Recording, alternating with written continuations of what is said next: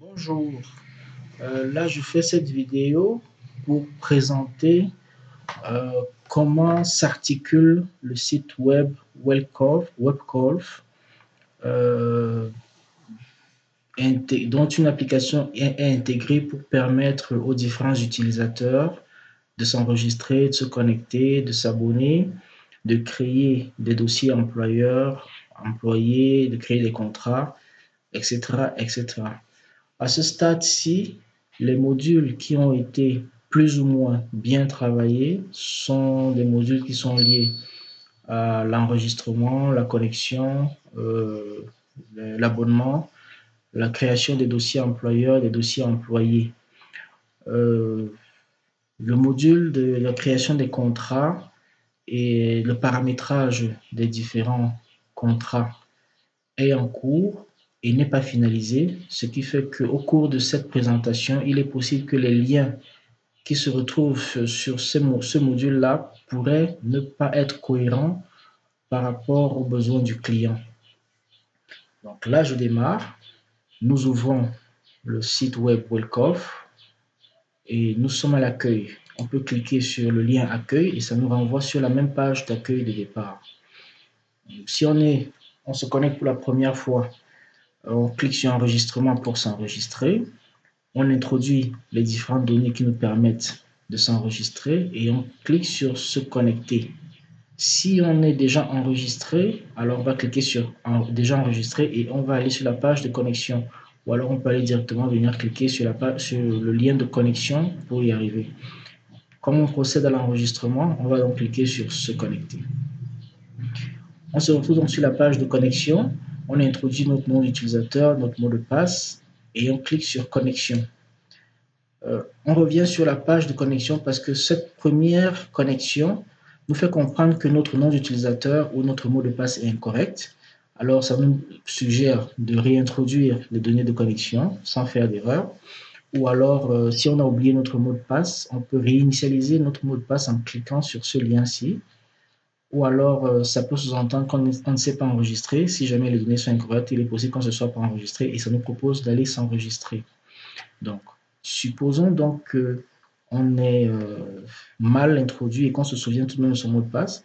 On va donc cliquer ici et on va arriver dans une situation où, un cas de figure où notre période d'essai a expiré.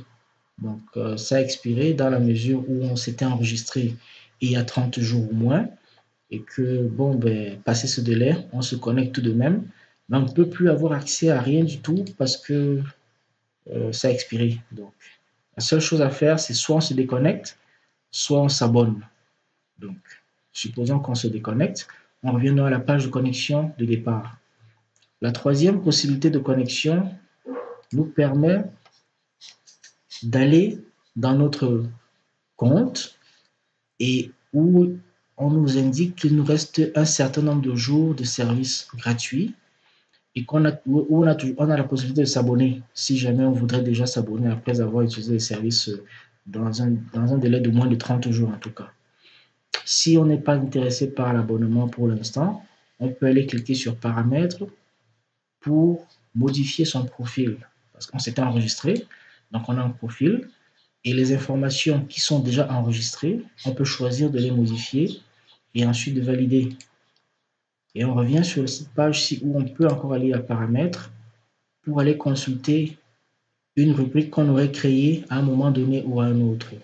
Bon, à ce stade-ci, les liens n'ont pas été travaillés, donc on va se déconnecter. Mais en tout cas, le sens y est, donc on peut aller dans le consultant employé, etc., etc.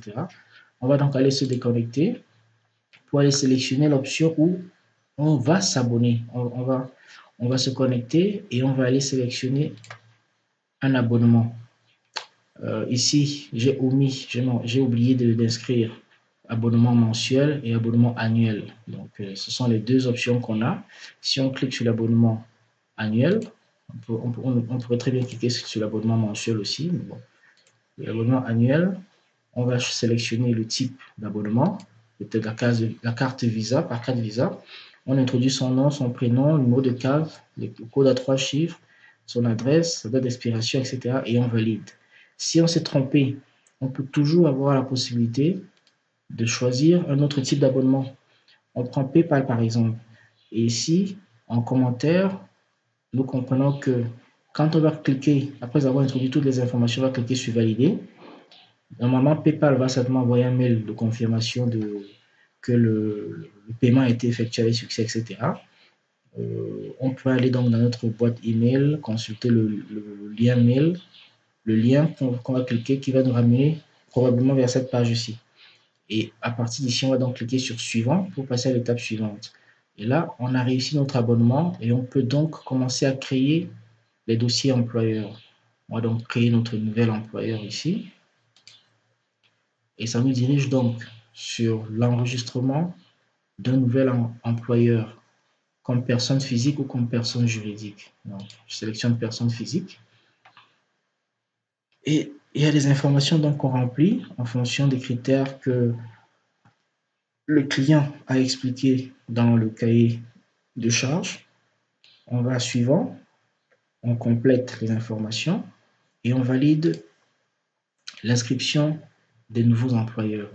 Et là, on atterrit donc sur une liste d'employeurs déjà enregistrés au fur et à mesure. Et on a plusieurs options. On a une option de filtre où, si notre liste d'employeurs est assez grande, on pourra maintenant venir faire des recherches pour trouver l'employeur qui nous intéresse en tapant ici, par exemple, le nom de l'employeur ou le nom de l'entreprise si c'est une personne juridique. Et on va sélectionner donc les points qui vont nous intéresser pour pouvoir facilement retrouver notre employeur. On a toujours la possibilité de se déconnecter. On a la possibilité, en cliquant ici, d'aller choisir une autre option. Bon, je n'ai pas finalisé ça non plus, mais c'est déjà compris ce qu'il faut faire à ce niveau-ci. On peut encore avoir la possibilité d'ajouter un nouvel employeur, personne juridique. On introduit les informations liées à la personne juridique, on valide et l'employeur est ajouté dans cette liste d'employeurs enregistrés. Il est possible également d'activer ou de désactiver un dossier employeur donné.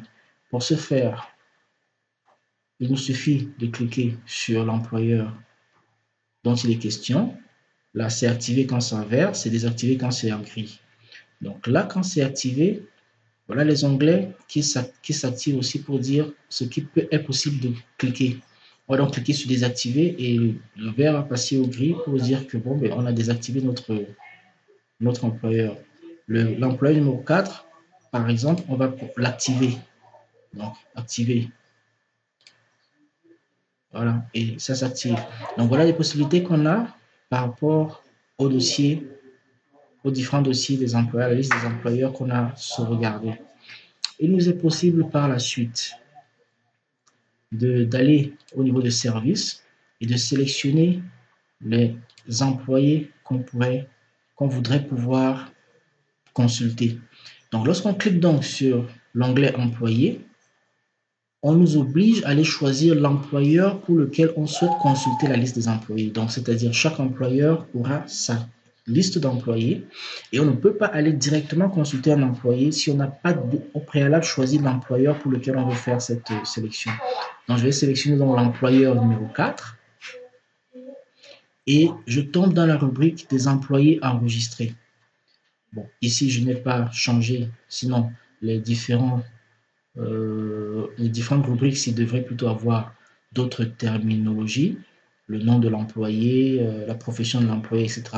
Bon, je n'ai pas fait la modification, là je me rends compte. Mais sinon, c'est ce qui devrait apparaître dans la base de données des employés enregistrés. On pourrait ajouter encore un employé dans ce dossier de l'employeur sélectionné. On pourrait supprimer, on pourrait consulter les informations de l'employé, etc. Donc, je n'ai pas travaillé les liens là pour le moment. On peut également faire une recherche des employés ici. Donc, ici, je n'ai pas modifié. Ça devait être rechercher un employé avec des filtres, etc. Mais c'est compréhensible. On peut aussi bien désactiver. L'enregistrement a été coupé un moment, donc je suis obligé de revenir en arrière pour reprendre. Voilà. Nous souhaitons donc aller à partir, on voudrait donc aller à service pour retrouver la liste des employés. Donc, on clique donc. Mais on nous impose de choisir l'employeur pour lequel on veut consulter la liste des employés. À ce moment-là, on va cliquer l'employeur numéro 4. Quand on a cliqué l'employeur numéro 4, voilà la liste des employés qui figure. Bon, je me rends compte que je n'ai pas changé, comme je disais tout à l'heure, je n'ai pas changé les rubriques. Sinon, ici, ça devrait figurer le nom de l'employé, profession, code fiscal, des trucs comme ça, etc. etc.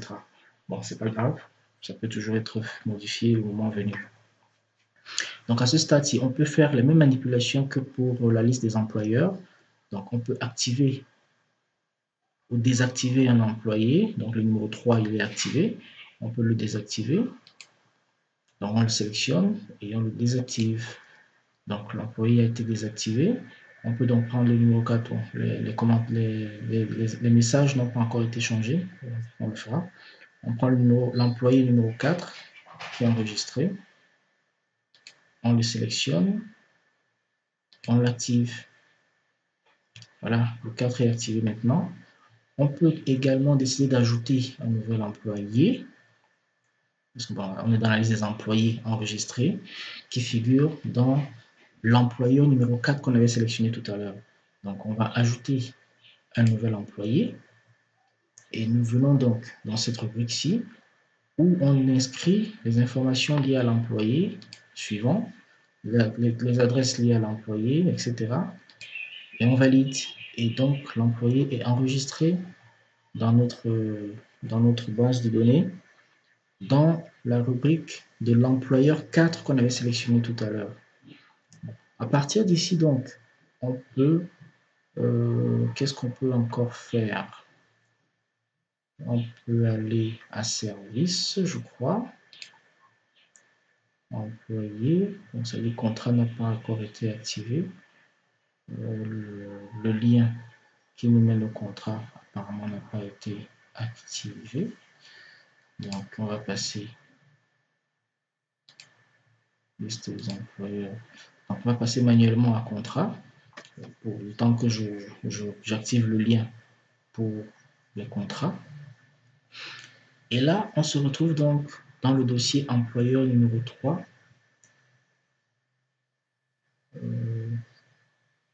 où nous avons un autre type d'information. Il nous est possible donc de calculer de façon horaire le montant, le résultat test qu'on aura automatiquement ici en introduisant le nombre d'heures selon l'entente dans le contrat, en mettant le type de relation qu'on a, en mettant la date de début de contrat, la date de fin de contrat résumée, en insérant les heures supplémentaires. Ceci est encore à réfléchir parce que je ne sais pas si les heures supplémentaires sont comprises dans cette période-ci ou alors sont étendues. Parce que bon, je ne sais pas comment gérer les heures supplémentaires dans ce cas de figure pour l'instant. Le choix de la profession, le montant horaire brut est inséré ici, les cotisations sociales sont insérées là. Le 13e mois est optionnel, on peut le sélectionner comme on peut ne pas le sélectionner. Et ensuite, on clique sur résultat pour afficher le salaire mensuel enfin, juste en test, hein, sans qu'on ait besoin d'aller créer un contrat tout de suite, quoi. Maintenant, ceci étant fait, il nous est possible d'aller créer un nouveau contrat. Donc, lorsqu'on clique sur le lien pour créer un nouveau contrat, on retrouve la même page, sauf que après avoir introduit toutes les informations là, on va cliquer sur créer. Et au moment de créer, donc, quand on aura introduit toutes ces informations, on aura le nom de l'employeur, puisqu'on avait déjà sélectionné l'employeur depuis le départ. On avait sélectionné l'employé pour lequel ces tests de résultats avaient été faits. Et donc, lorsqu'on atterrit sur cette page-ci, on a donc le nom de l'employeur qui avait été sélectionné, le nom de l'employé qui avait été sélectionné au départ, le contrat, le numéro de contrat sera incrémenté avec l'intitulé du contrat. Et les heures de travail qu'on avait insérées tout à l'heure vont s'afficher là. Le montant horaire brut s'affichera là. Et on peut donc ajouter au fur et à mesure les fiches de paie. Je ne suis pas sûr que j'ai déjà corrigé le lien pour ajouter une nouvelle fiche de paye. Si je l'ai fait, c'est tant mieux. Comme on peut également sélectionner une fiche de paye pour pouvoir la consulter, ainsi de suite, ainsi de suite. Les liens, comme je disais tout à l'heure, les liens pour la rubrique contrat, pour le module contrat, ne sont pas encore corrects, ne sont pas encore corrigés, donc il ne faut pas se formaliser. Ici, il s'agit juste, on peut également imprimer là, il s'agit juste de s'assurer que l'interface correspond quelque peu à ce qu'attend le client, et à partir de là, on verra comment réarranger le tout de sorte que ce soit beaucoup plus cohérent. Donc, s'il y a des remarques à faire, j'exhorte le client à me faire part de ces remarques de sorte que je procède. Parce que sans quoi, à partir d'ici, je ne peux pas aller bien loin. Donc, je vous remercie de m'avoir écouté, de m'avoir laissé faire cette présentation pour mieux vous orienter sur ce qui a déjà été fait. Et je vous dis donc à bientôt pour vos observations, de sorte qu'on puisse évoluer